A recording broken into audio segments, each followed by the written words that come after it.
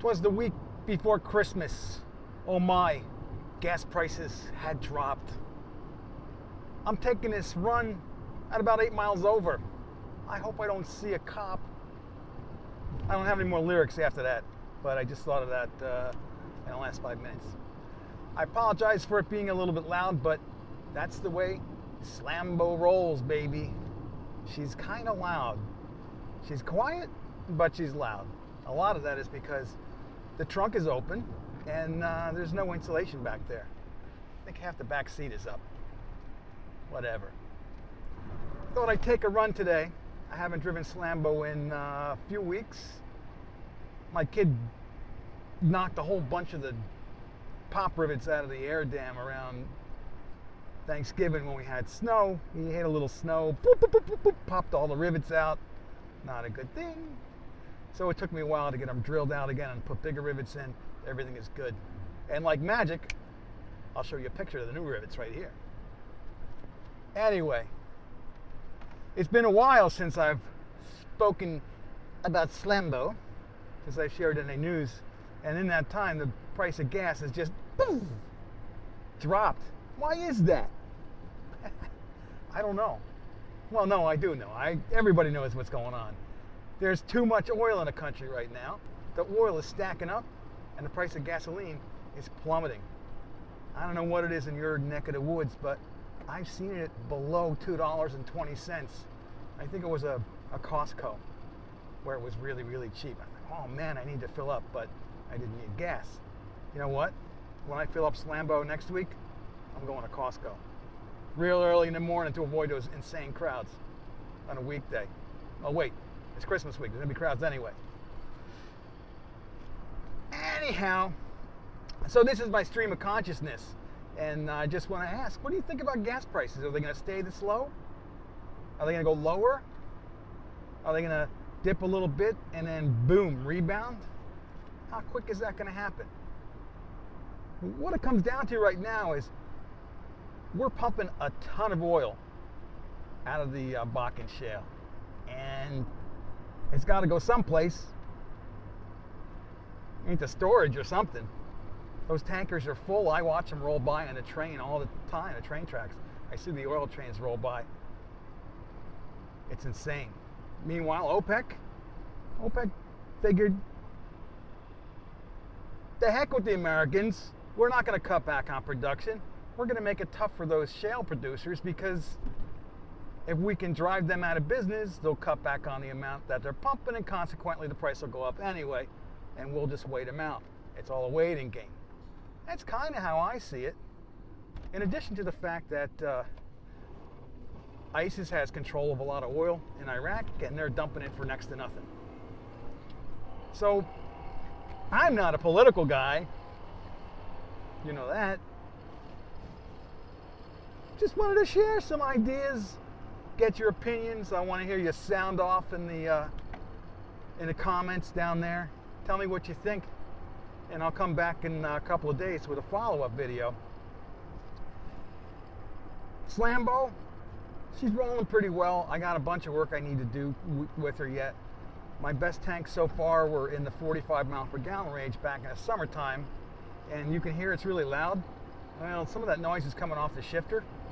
There's something in the short throw that needs to be tightened up, and some of the noise is the input shaft bearing, I think. So yeah, she's noisy. Transmission noise from the trunk.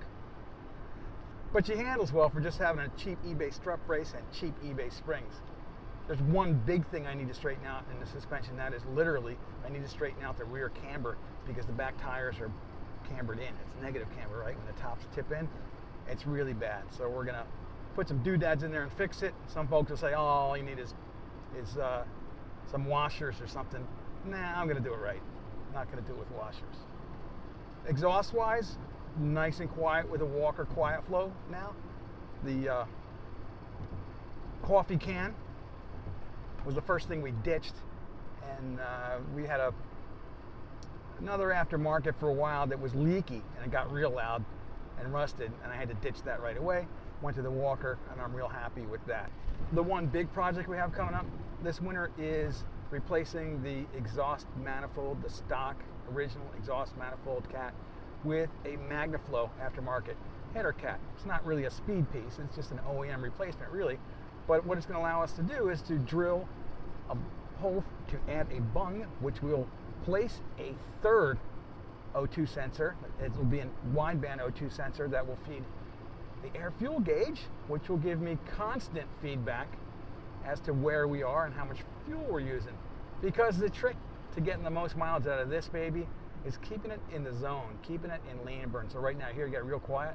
We're in lean burn right now, and that's where it just sips fuel. It's not really just coasting, it's also a minimal application of throttle.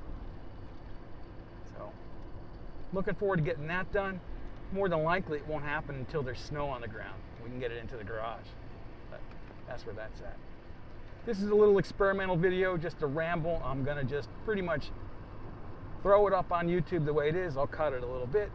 If you can look here, I've got a lav microphone. It's not wireless, it's actually running into a little Tascam recorder here. Seems to be working out. People always get on my case about having lousy audio, and I think this is the cure. The trick is the type of microphone that you use. This is a cartoid mic, so it's got a really narrow pattern where it picks up from. Fingers crossed, it's good. Tight turn here, hold on a sec.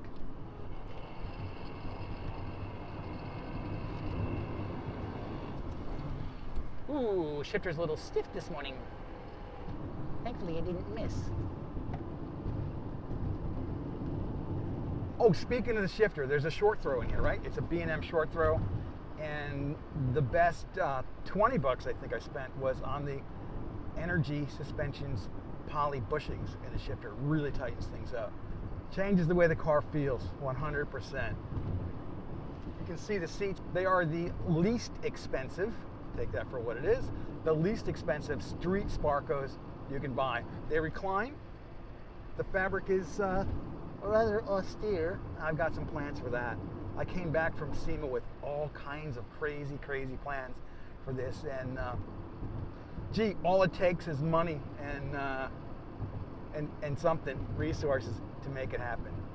I don't think Slambo is ever going to be a full-on show car, but the idea is, you know what, if we get her up to 50 miles per gallon steady, we're making a point, no matter whether gas is $4 a gallon or $2.50 a gallon. We're making a point. It's fun to drive, it's economical, it doesn't look like total crap. Total being the key word. That's it for now, guys and gals. Stay out of the mall parking lots, shop local. See you down the road.